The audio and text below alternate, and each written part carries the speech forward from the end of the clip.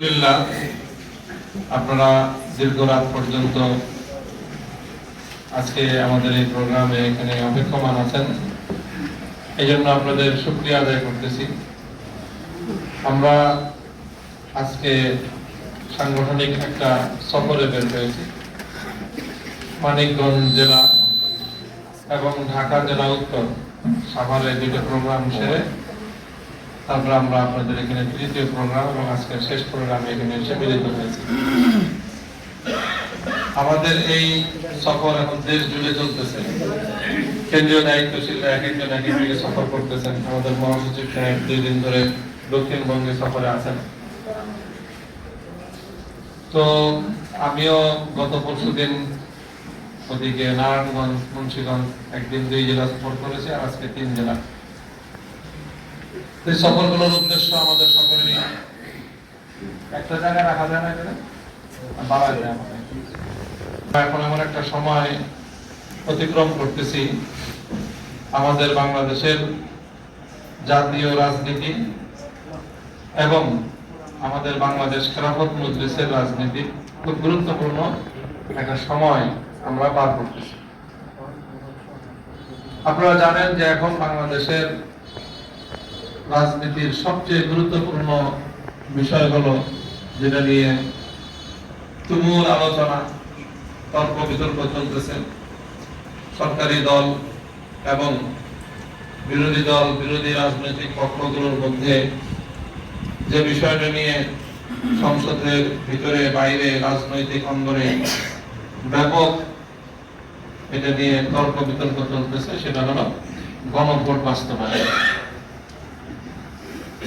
গণভোটের বিষয়টাকে বর্তমান সরকার নানাভাবেই এটার গুরুত্বকে কমানোর জন্য এবং গণভোটকে উপেক্ষা করার যত ধরনের কার্যক্রম হতে পারে বর্তমান ক্ষমতাসীন সরকার সেই কার্যক্রমগুলো একের পর এক পরিচালনা করতেছে।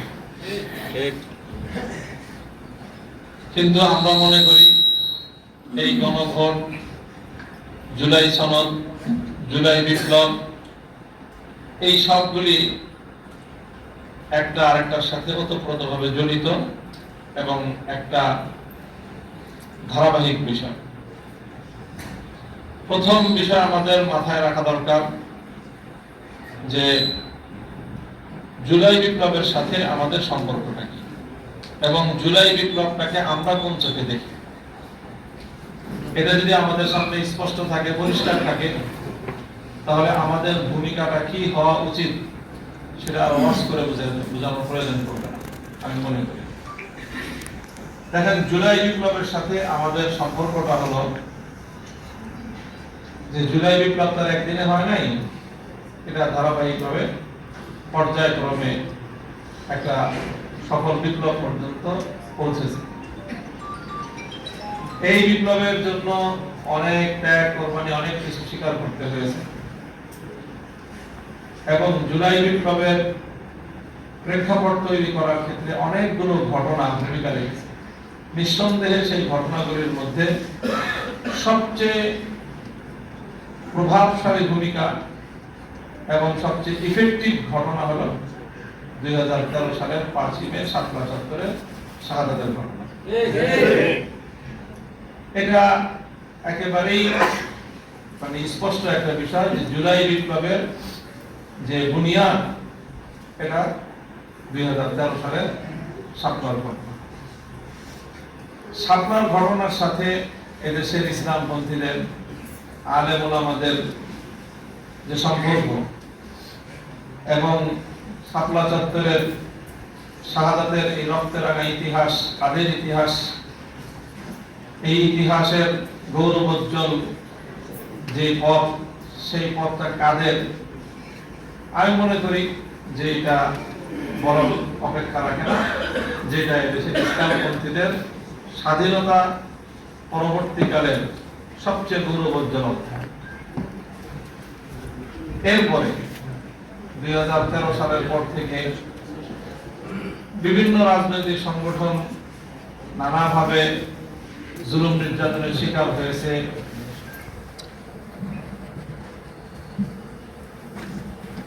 ত্যাগ এবং কোরবানি পেশ করেছে সবাই। 2021 সালে মোদী বিরোধী যে আন্দোলনটা হলো, সেখানে 19 জন হেফাজতে ইসলামের নেতাকর্মী শাহাদাত বরণ করে এবং হেফাজতভুক্ত যে রাজনৈতিক দলগুলো ছিল, সেই রাজনৈতিক দলগুলোই সবচেয়ে বেশি নিগৃহীতের শিকার হয়। এবং যদি সুনির্দিষ্ট রাজনৈতিক সংগঠন বলতে হয়, তাহলে সন্দেহাতীতভাবে বাংলাদেশ খেলাফত মজলিসের নাম বলতে হবে।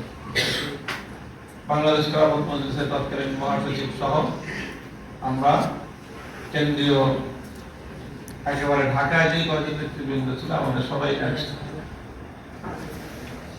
যাদেরকে অ্যারেস্ট করা হয়েছে, এই যে আমাদের নায়ব, এই যে কোরবানি সাহেব, ইউসুফ আশরাফ সাহেব, খোরশেদ কাসেমি সাহেব, মোহাম্মদ জামালউদ্দিন, মহাসচিব সাহেব, মৌলানা আতাউল্লাহ আহমেদ সাহেব, এরপরে আরো ছিলেন আমাদের নেতৃবৃন্দ, মৌলানা ইলিয়াস হামিদি ভাই।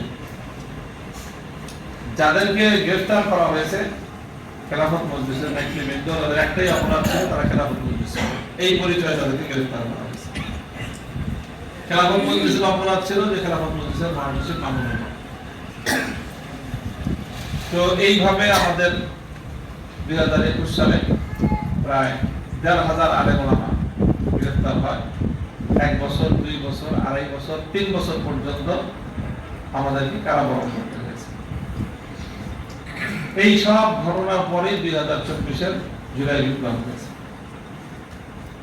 জুলাই বিপ্লবের সময় আমরা সরকারের মারাত্মক প্রশাসনে ছিলাম।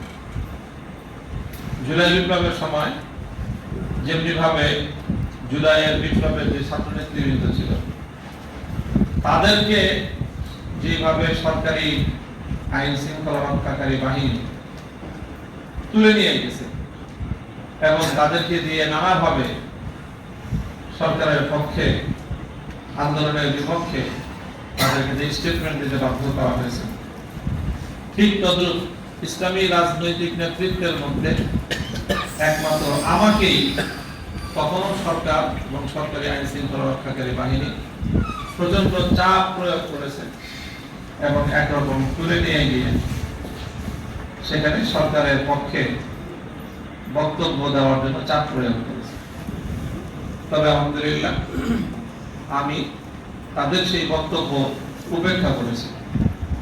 মিডিয়ার সামনে তাদের পক্ষে কোনো বক্তব্য আমি দিইনি। এইভাবে আমরা আমাদের ত্যাগ এবং কোরবানি এবং অংশগ্রহণের মধ্য দিয়ে ধারাবাহিকভাবে পর্যায়ক্রমে জুলাই বিপ্লবটা সংঘটিত হয়েছে।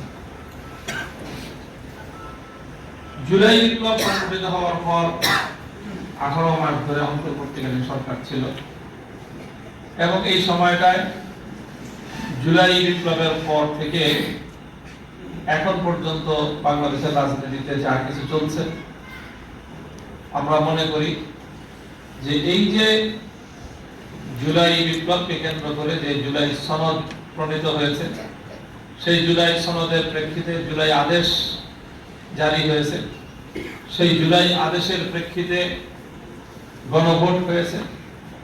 সেই গণভোটের সময় বাংলাদেশের জাতীয় সংবিধান সংস্কার পরিষদ গঠিত হয়েছে।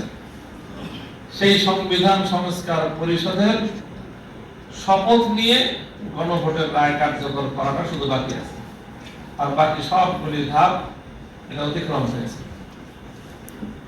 এখন এসে বিএনপি প্রশ্ন তুলতেছে যে এই গণভোট এটা আইনসম্মত হয়েছে, সাংবিধানিক হয়েছে বা অসাংবিধানিক হয়েছে, এই জাতীয় প্রশ্ন উত্থাপন করতেছে।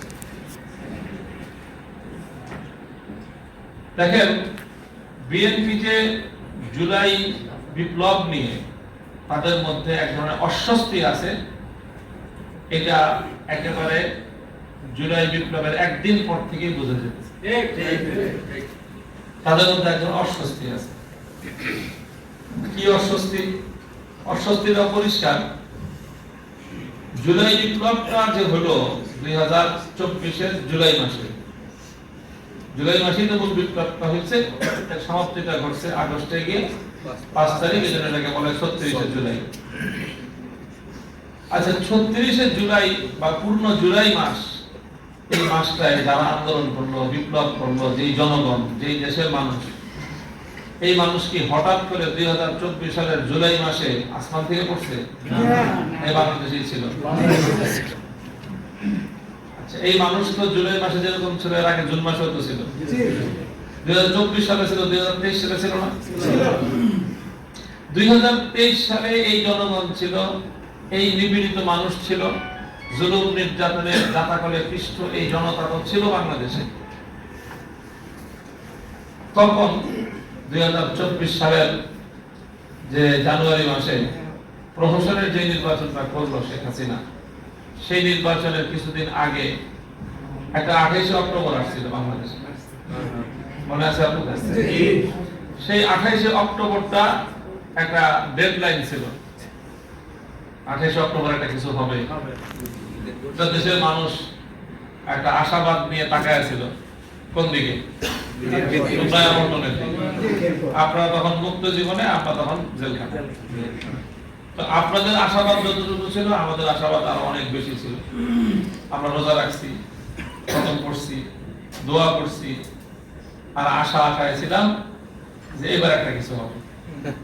বিএনপি হাক ডাক দিছে এবং দেশের মানুষের মধ্যে ব্যাপক আগ্রহ। 28 অক্টোবর সমাবেশ হল নয়াপল্টনে। সেই সমাবেশের পর কি দেখা গেল? সেই সমাবেশে বিএনপি নেতৃত্ব মুহূর্তের মধ্যে মাঠ ছেড়ে তারা চলে গেল।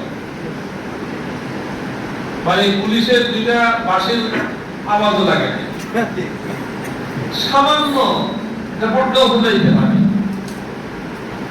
মাঠ ছেড়ে বিএনপি নেতৃবৃন্দ এরকম একটা ডু অর ডাই পরিস্থিতিতেও তারা চরম অনেতৃত্ব সুলভ এবং ভীরু কাপুরুষত্ব সুলভ তারা তাদের অবস্থান জাতির সামনে প্রকাশ করেছে। সেখানে যে পরিস্থিতি ছিল, সেখানে কি বিএনপির কোন বড় নেতা মারাত্মক কোন আহত হয়েছে? কেউ বড় ধরনের কোন আক্রমণের শিকার হয়েছে? তারা এভাবে মাঠ ছেড়ে চলে গেল। জাতি হতাশ করল যে আসলে তাদের পক্ষে কিছুই করবে না।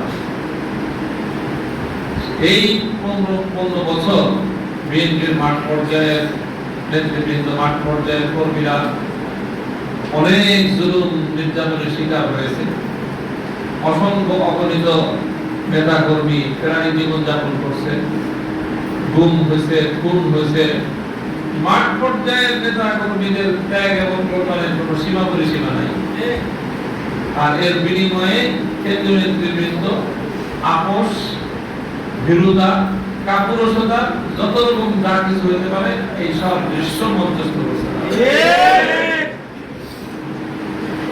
স্বাভাবিকভাবে যখন 24 জুলাই বিপ্লব হয়ে গেল এবং জুলাই বিপ্লব সফল হয়ে গেল এবং হাসিনা রেজিমের পতন ঘটল, শেখ হাসিনা দেশ থেকে পালায় গেল, তো তখন আকস্মিকভাবে আমরা সবাই যেরকম উল্লসিত ছিলাম, উৎফুল্ল ছিলাম, বিএনপিও এরকম, বিএনপি নেতৃবৃন্দ এরকম উৎফুল্ল ছিল। এই জন্য 5ই আগস্ট বিএনপি নেতৃবৃন্দের যত বক্তব্য দেখবেন সব কিছুর মধ্যে অকপট একটা অকৃত্রিম বিপ্লবের একটা স্বীকৃতি পাবেন। রুহুল কবির রিজভী সাহেবের বক্তব্য শুনেন, কান্নাকে চোখের পানি ছেড়ে দিছে, আর বলতেছে যে স্কুল কলেজ স্কুলের এই সমস্ত ছোট ছোট বাচ্চারা রক্ত দিয়ে আজকে আমাদের মুক্ত করছে।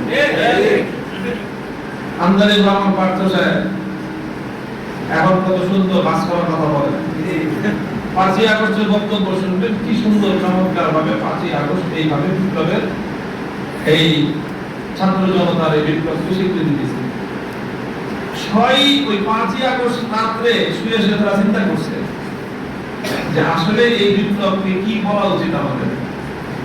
তখন তারা চিন্তা করছে যে এই বিপ্লবের সফলতা যেরকম আমাদের জন্য আনন্দদায়ক, ঠিক এই সাথে সাথে এই বিপ্লবের সাথে ছাত্র এবং এই তরুণ নেতৃত্বের সাফল্যের সাথে বিএনপির অভিজ্ঞ নেতৃত্বের ব্যর্থতার গ্লানিও একই পাতায় লেখা।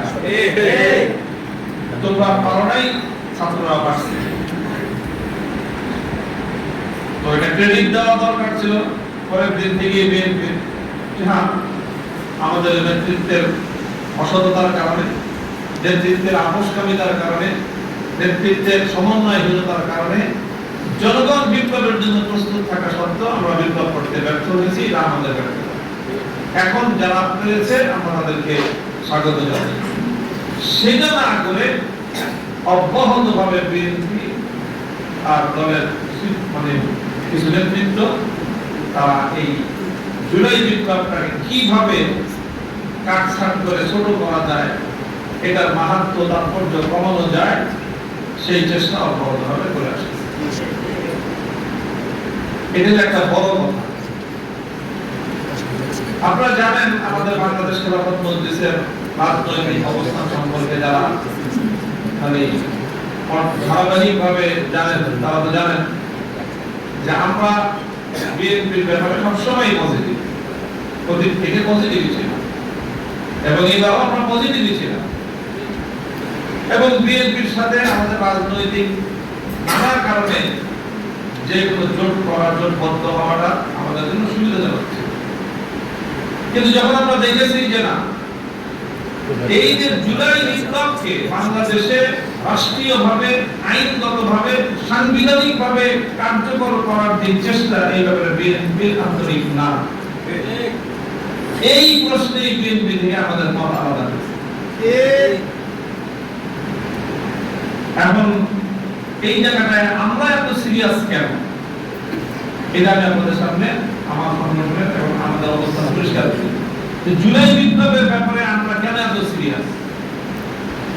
জুলাই বিপ্লব, জুলাই সনদ কার্যকর করা এবং জুলাই বিপ্লবের ভিত্তিতে আগামী বাংলাদেশ গড়া, এই প্রশ্নে আমাদের কোনো নমনীয়তা নাই এবং এই প্রশ্নে আমরা আমাদের অবস্থান অনড়। কারণটা কি? কারণ হলো অনেকগুলো কারণ। প্রথম কারণ তো হলো যে জুলাই বিপ্লব হয়েছে, এর ভিত তৈরি হয়েছে আমাদের সন্তানের রক্তের উপর। জুলাইয়ের বিপ্লবের সাথে আমাদের 21 সালের আন্দোলন সংগ্রাম ওতপ্রোতভাবে জড়িত।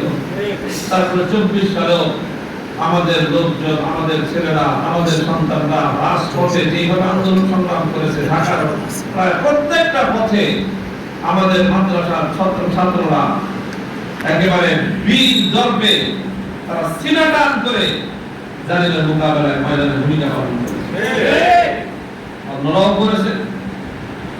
তবে গোষ্ঠীগতভাবে আওয়ামী লীগের বিরুদ্ধে ইসলামপন্থীদের ভূমিকাটা ছিল একেবারে উজ্জ্বল।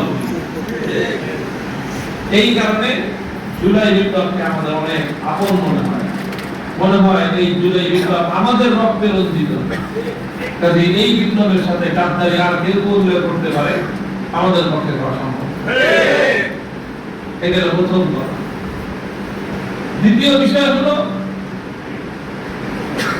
আপনারা জানেন যে বাংলাদেশ যে গঠন হয়েছে ঐতিহাসিক ভাবে, বাংলাদেশটা একদিনে হয় নাই। খালি ৭১ সালের গল্প আমরা শুনি।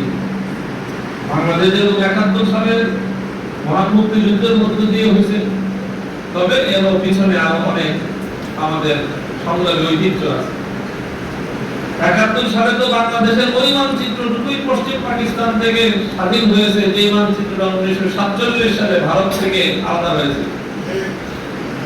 1947 সালে এই দেশ যদি ভারত থেকে আলাদা না হতো, ৭১ সালে মুক্তিযুদ্ধের মাধ্যমে স্বাধীনতা পাওয়া লাগতো। এই জন্য 47-এর পশ্চিমবঙ্গ থেকে পূর্ববঙ্গ আলাদা হওয়া, দিল্লির দাসত্বের শৃঙ্খল থেকে এই দেশ মুক্ত হওয়া, এই সব কিছু হয়েছিল স্বাধীনতার 80% বা 90% কাজ 47-এর আগে সুসম্পন্ন ছিল।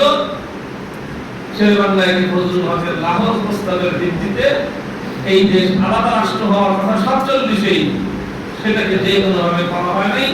1971 সালে সেই কাজ শুরু করা হয়েছে। 2024-এর বিপ্লবের পর থেকে দেখবেন একটা আওয়াজ বাংলাদেশে উঠেছে, যেটা 24-এর আগে কখনোই আওয়াজটা শোনা যায় নাই। সেটা আগামীর বাংলাদেশ হবে 3টা মাইল ফলককে কেন্দ্র করে 47, 71 এবং 24 ভিত্তিতে হবে আগামী বাংলাদেশ। 47টা কাদের ভাই? 47টা কেন হয়েছিল?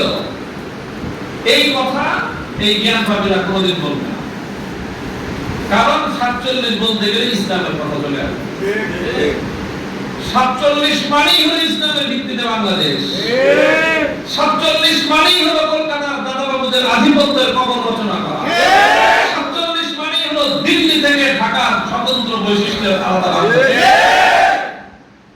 এই জন্য এই সকল ভারতীয় দালাল গোষ্ঠী কোনদিন 47কে বরদাস্ত করতে পারে না।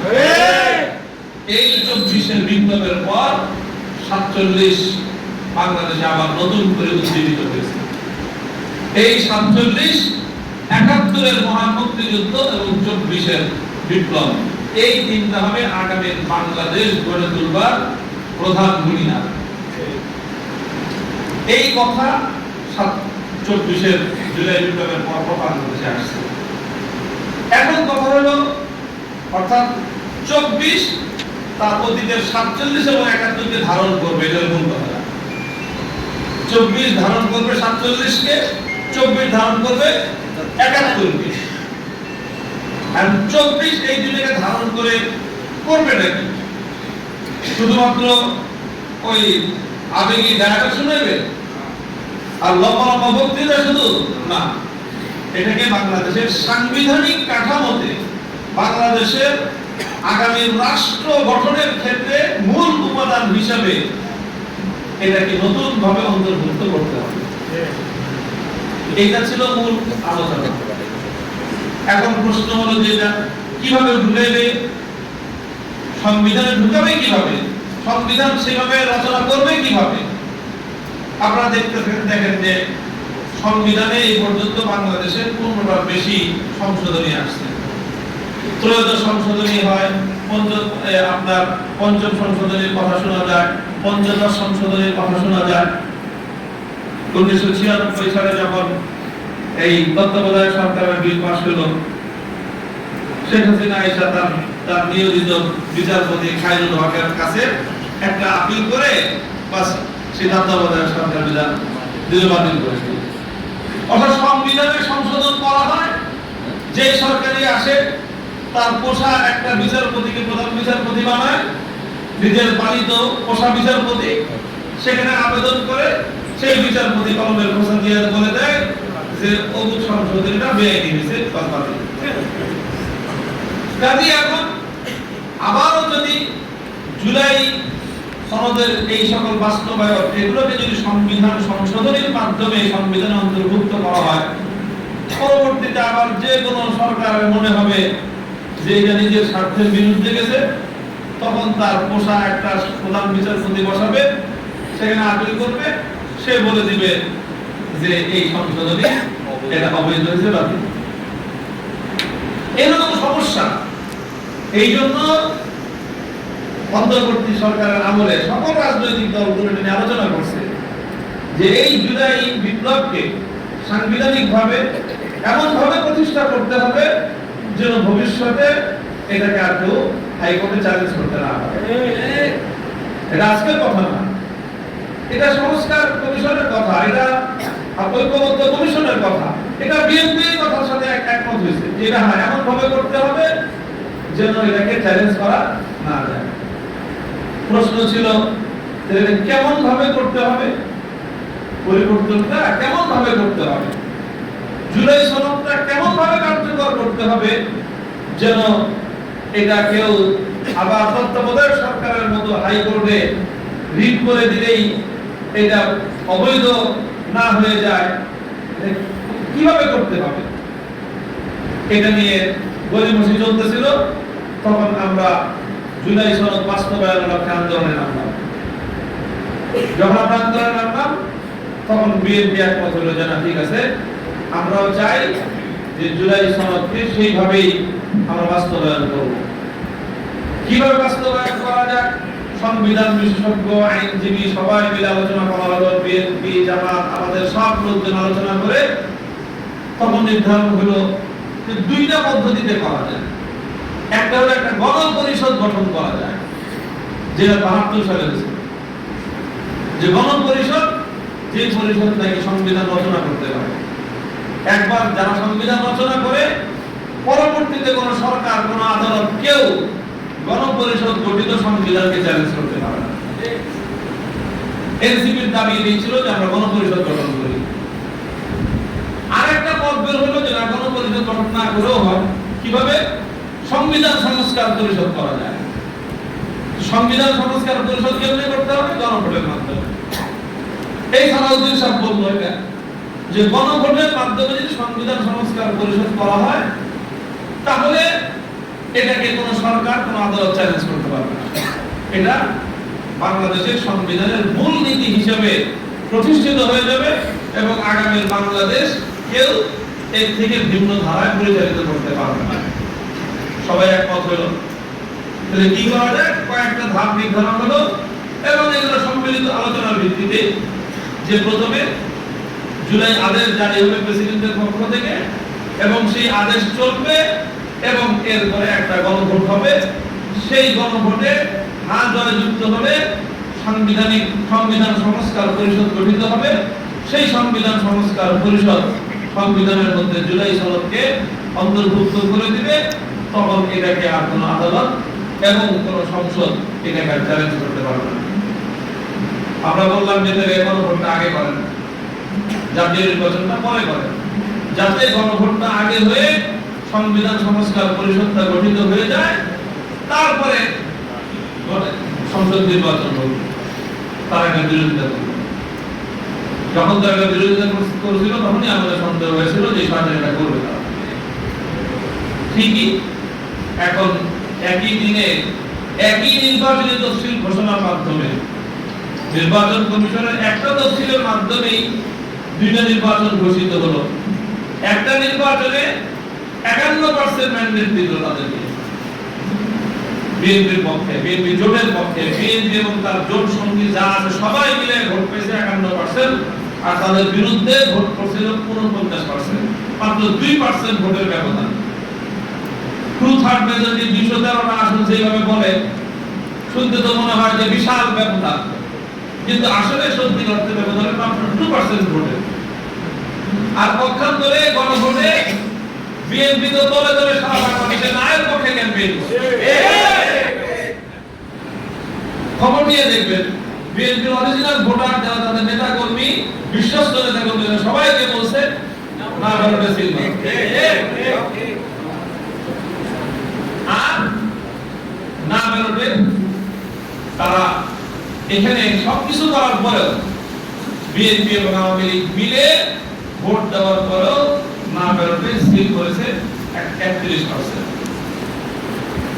আর হ্যাঁ বেরোবে সিল করেছে ৬৯%।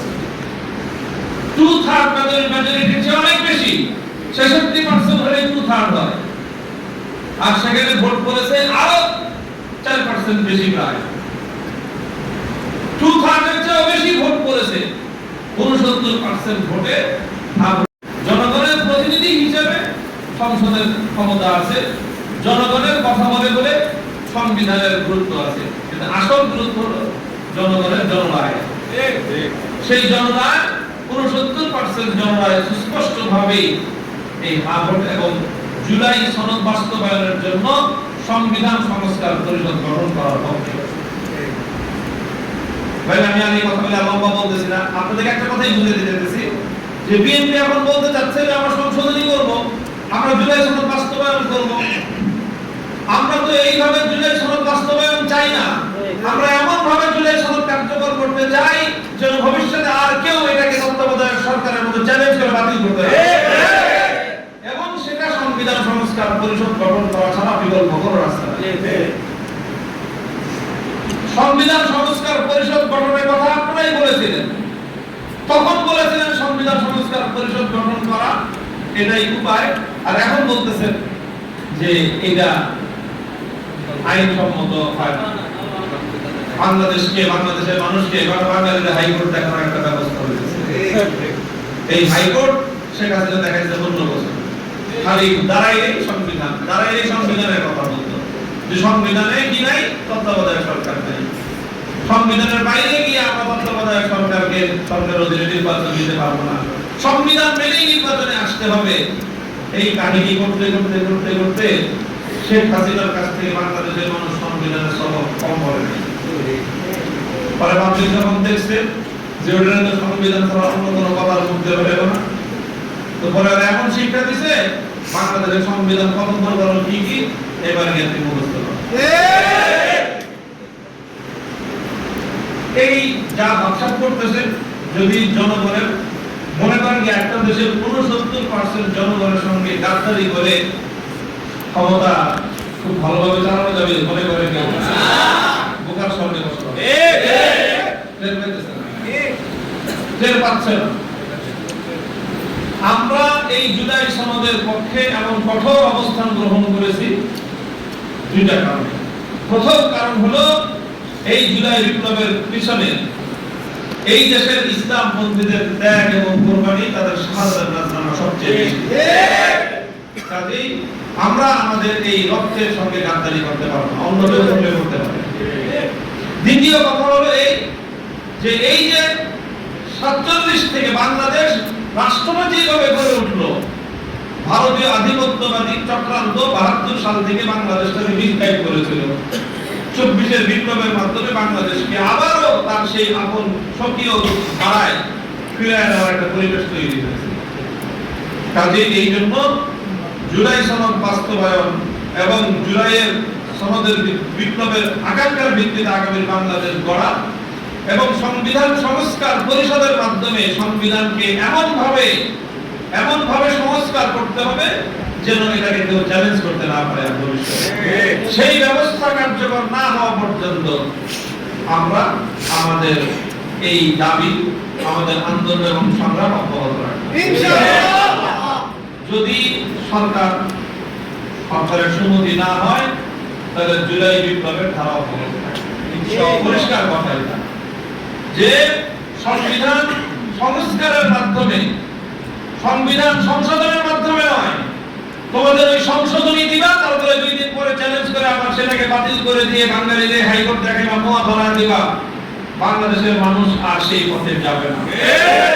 নেড়ে বেলদোলায় নির্বাচন যায় না। একবার তোমরা তত্ত্বাবধায়ক সরকারের মোয়া ধরেছে বাংলাদেশের মানুষকে অনেক রক্ত দিয়ে, অনেক জীবন দিয়ে তত্ত্বাবধায়ক সরকার বিরানো হয়েছিল। এক কলমের খোঁচায় তত্ত্বাবধায়ক সরকার বিল তোমরা জাদুঘরে পাঠিয়ে দিয়েছিলাম। এবার জুলাই সনদ দিয়ে আর ওই সকল কোন টান বাহানা এবং কোন ধরনের সজ্জাতুরি এদেশের মানুষ বরদাস্ত করবে না। আমার আখেরি কথা দেখেন ভাই, বাংলাদেশের রাজনীতিতে একটা ডাইভার্সিটি চলছে।